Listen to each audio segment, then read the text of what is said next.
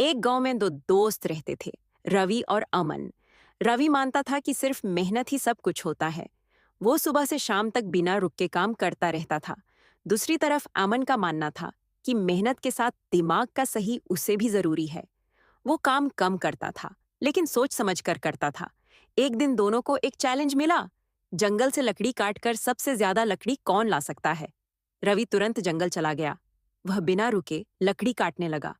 पसीना, थकान, पर रुकना नहीं।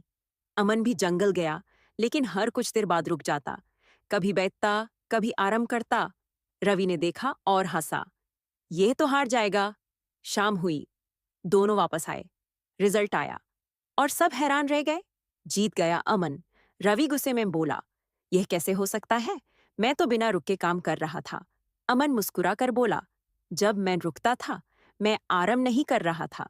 मैं अपनी कुल्हाड़ी तेज कर रहा था। एक गांव में दो दोस्त रहते थे, रवि और अमन। रवि मानता था कि सिर्फ मेहनत ही सब कुछ होता है। वो सुबह से शाम तक बिना रुक के काम करता रहता था। दूसरी तरफ अमन का मानना था कि मेहनत के साथ दिमाग का सही उसे भी जरूरी है। वो काम कम करता था, लेकिन सोच समझ कर करता था। एक दिन दोनों को एक चैलेंज मिला। जंगल से लकड़ी काटकर सबसे ज्यादा लकड़ी कौन ला सकता है। रवि तुरंत जंगल चला गया। वह बिना रुके लकड़ी काटने लगा। पसीना, थकान, पर रुकना नहीं। अमन भी जंगल गया, लेकिन हर कुछ देर बाद रुक जाता। कभी बैठता, कभी आराम करता। रवि ने देखा और हंसा। यह तो हार जाएगा।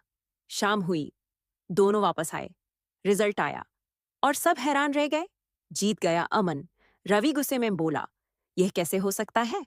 मैं तो बिना रुक के काम कर रहा था। अमन मुस्कुरा कर बोला, जब मैं रुकता था, मैं आराम नहीं कर रहा था। मैं अपनी कुल्हाड़ी तेज कर रहा था।